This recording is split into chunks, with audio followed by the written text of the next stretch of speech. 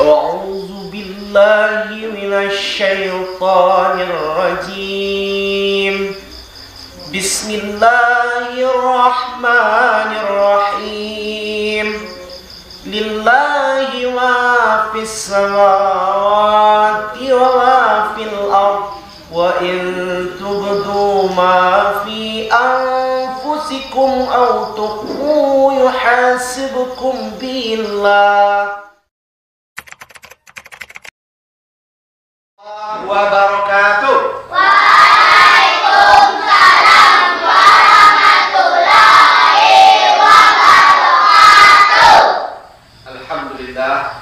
Alhamdulillahilladzi hadana li hadza wa ma kunna linahtadiya laula an hadanallah.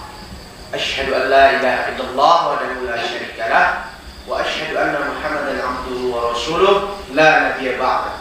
Allahumma shalli wa sallim ala sayyidina Muhammad wa ala ali Muhammad sallallahu alaihi wasallam. Baiklah, puji dan syukur pertama kali kita ucapkan kehadiran Allah Subhanahu wa taala yang mana masih memberikan kesempatan kepada kita untuk kita bisa hadir di musola kita dalam rangka yang pertama, yaitu evaluasi proses belajar kita. Buat adik-adik ketahui, kalau kita diajak berselawat oleh ustadz ataupun penceramah ataupun protokol di depan, Allahumma sholli ala sayyidina Muhammad, maka kita jawab sama-sama sallallahu alaihi wasallam. Acara rutin ini adalah sebuah acara dari, yaitu pembentukan idenya, yaitu dari para pemuda kita. Sekarang mau ditanya, coba yang tahu doa sebelum berwudu yang paling ketek, coba baca. Aitul udu'ai raf'il adasyil asrori fadolillahi ta'ala. Kalau bisa ikuti sama-sama. Ya, bagus. Coba Pak Rozan yang pimpin, coba. Nih. Allahu Akbar gitu. Allahu Akbar kabira walhamdulillahi katsira wa subhanallahi bukratan.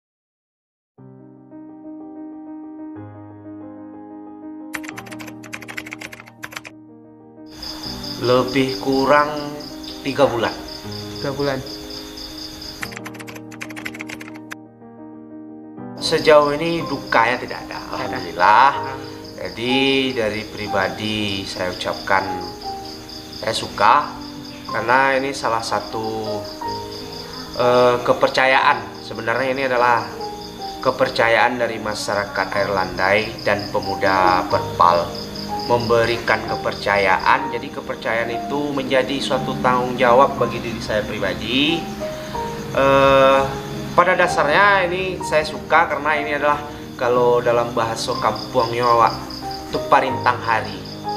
Jadi awak pandai berkarajo, jadi sorenya bisa menjali adik-adik awak, anak-anak awakku. Pokoknya alhamdulillah. Kalau dukanya ndak ada, tapi kalau sukanya alhamdulillah banyak. Karena berbagai macam tingkahnya, parangainya, itu suatu hiburan bagi diri pribadi. Jadi ya mau cuma berpesan, kalau beko ada di antara adik-adikku, anak-anakku yang kane berang, tolong wali murid nanti ditangani oleh pemuda. Karena awak pun berusaha di Sikoko untuk semaksimal mungkin.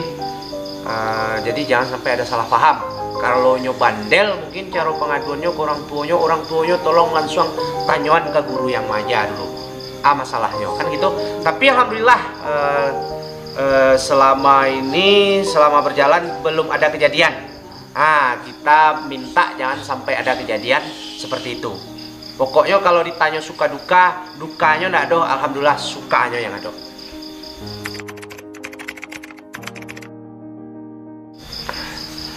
Tujuan utamanya adalah ini berangkat dari pengalaman pribadi. Saya dulu pernah pergi merantau. Selama merantau itu saya berpikir ulang kembali, kalaulah seandainya tidak punya pedoman agama sama sekali, kita tersesat tidak akan tahu jalan pulang. Jadi tujuan utama itu sebenarnya memberikan pendidikan dasar kepada adik-adik kita, anak-anak kita yang di kampung ini semampu secukupnya, semampu ilmu yang saya punya, supaya adik-adik ini ada pegangan sedikit. Nah, kebetulan masyarakat dan pemuda memberikan kepercayaan dan tanggung jawab itu kepada saya. Jadi tujuan utamanya ialah memang semata-mata untuk memberikan pendidikan agama dasar untuk anak-anak kita, untuk adik-adik kita, supaya nanti ada pegangannya yang kuat. Nah, jadi sebetulnya pendidikan agama itu tidak hanya semata-mata tanggung jawab saya, tetapi juga didikan dari orang tua, sokongan dari orang tua dan keluarga. Yang jelas kalau intinya ditanya tujuan utamanya ialah memberikan pendidikan dasar kepada anak-anak. Karena pendidikan agama itu adalah dasar pokok dalam hidup. Kemanapun kita pergi, pendidikan dasar kita adalah agama. Tahu sholat, tahu mengaji, bisa azan. 3 ini modal utama. Ciri khas orang Islam ini 3 ini modal utama. Saya rasa cuma itu aja. Jadi begini, saya juga kadang-kadang dibantu dari Ihsan, anaknya ini cucu yang salah satu dari pendiri musola ini.